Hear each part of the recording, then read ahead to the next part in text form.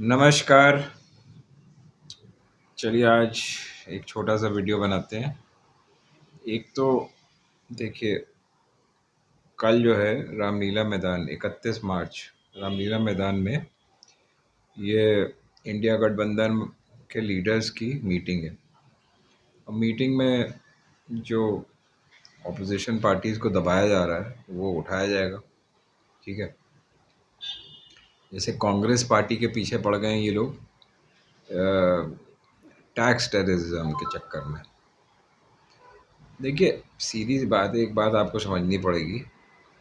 Section 13A income tax act है, ठीक है। अब क्योंकि मैं टैक्स की प्रैक्टिस काफ़ी कुछ कर चुका हूँ इसलिए मैं आपको बता सकता हूँ। वो जो है पॉलिटिकल पार्टीज़ का जो इनकम है, ठीक है, वो एग्जम्प्ट करता है। अब उसके तहत सारी पॉलिटिकल पार्टीज़ जो हैं वो एग्जम्प्ट हैं, उनको टैक्स नहीं देना होता है। बस ये है कि रिटर्न हर साल फाइल करनी होती है और उसको जो भी सोर्सेज ऑफ इनकम है वो उसमें लिखनी पड़ती है। तो वो तो ये लोग कर ही रहे थे। अब इन्होंने नौटंकी चालू ये कर दी कि एक साल में कुछ रिटर्न लेट हो गई, उसका फिर वो उस पर पेनल्टी लगा दी, फिर वो पेनल्टी पे पता नहीं क्या क्या और लगा दिया, फिर एक शायद एक अब शायद एग्जम्पशन विड्रॉ कर लिया तुरंत। एग्जम्पशन विड्रॉ कर लिया तो भैया वो रीअसेसमेंट नोटिस देने चालू कर दिए कि भैया दोबारा उसको असेस करेंगे, ट्रीटिंग इट एज इनकम। अब ये जो है ना, ये तो क्या कहा जाए, ये तो दोगलापन है, हरामीपना है इनकम टैक्स डिपार्टमेंट का, सीधा सीधा। और अब ये है कि पहली बात तो ये है कि इनको कमिश्नर या जो भी है, या अब सुप्रीम कोर्ट से फ़िलहाल तो इनको स्टे कराना पड़ेगा क्योंकि देखिए इलेक्शन चल रहा है। क्योंकि सबसे बड़ी बात ये है कि ऐसे टाइम पे किया गया है जानबूझ के, चुन के, ताकि ये इनके अपने खाते भी वो रहें, सीज रहें, और पैसा भी ना विड्रॉ कर पाएँ और इलेक्शन भी ना लड़ पाएँ। तो ये तो कोई कोई बहुत ही गिरा हुआ इंसान ऐसे कर सकता है ना, और गिरा हुआ इंसान तो आज की डेट में एक ही है, चंदा चोर। ठीक है, उसका मुकाबला तो कोई कर ही नहीं सकता। उस पर भी आते हैं, अभी पहले ये बता दें आपको। तो अभी फ़िलहाल तो देखिए सुप्रीम कोर्ट्स में इनको कुछ मतलब फ़ाइल करके कुछ रिलीफ लेनी पड़ेगी कि भाई देखिए अभी इलेक्शन चल रहा है, तो इनको भी अपनी फाइनेंसेस मैनेज करनी है, अपनी मीटिंग्स मैनेज करनी है, अपने कन्वेंस मैनेज करने हैं, लीडर्स को आना जाना रहता है। कैसे वो मतलब पैदल तो जा नहीं सकते, एक जगह से दूसरी जगह पूरी कंट्री में क्रिस क्रॉस करना है। ये तो जानबूझ के किया गया है just to paralyse the machinery की कैंपेन ना कर पाए। तो सुप्रीम कोर्ट को मतलब अप्रोच करना चाहिए और प्रे करना चाहिए कि साहब ये जो है लेवल प्लेइंग फील्ड को डिस्टर्ब कर रहा है, पहली बात। और इसमें जो है फ़िलहाल राहत देनी चाहिए, क्योंकि देखिए अगर बेसिस ही नहीं है, मतलब पॉलिटिकल इनकम जो है वो टैक्सेबल नहीं है, एग्ज़ेम्प्ट होती हैं, तो फिर आप बाकी चीज़ें तो बेकार हो जाती हैं ना।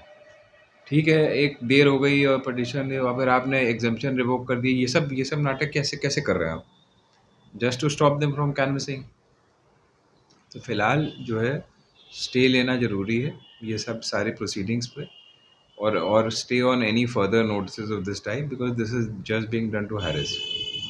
और उसके बाद जो है in due course of time जो है ये अपना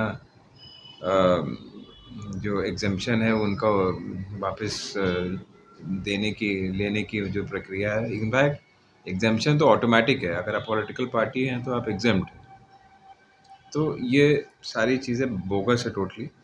सुप्रीम कोर्ट से इनको डायरेक्ट रिलीफ भी मिल सकती है, ऐसी कोई बात नहीं।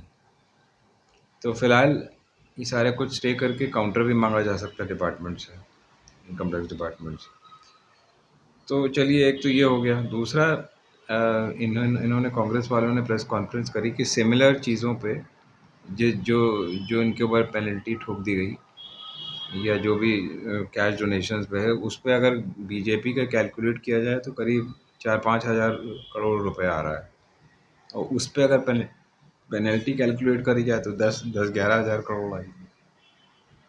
तो भैया देखो, ऐसा है कि असल में यहाँ बीजेपी में भी तो सब वो है ना, अकल से पैदल लोग बैठे हुए हैं।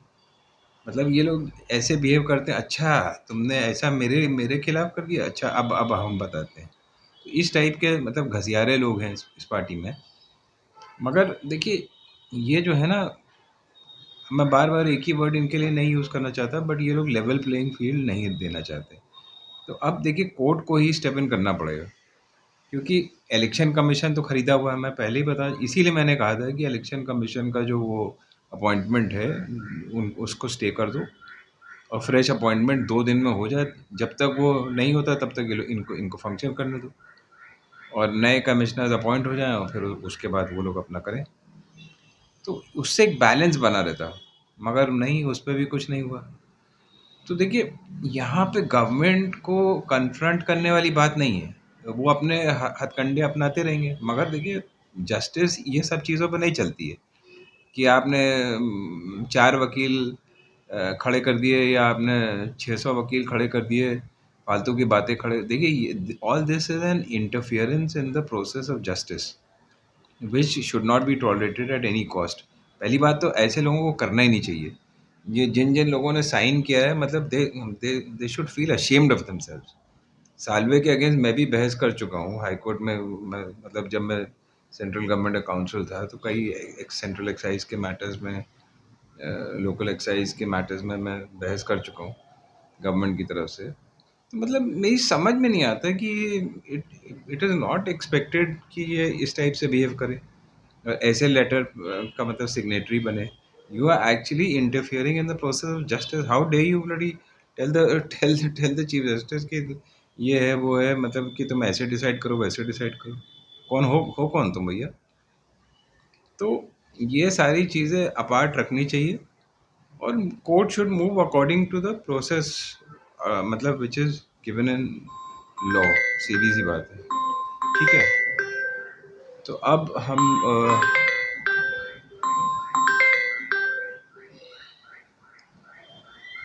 हम चलते हैं नेक्स्ट टॉपिक की तरफ। उसको मैं आपको अभी थोड़ी थोड़ी देर में अभी फिर उसकी रिकॉर्ड करता हूँ आपसे।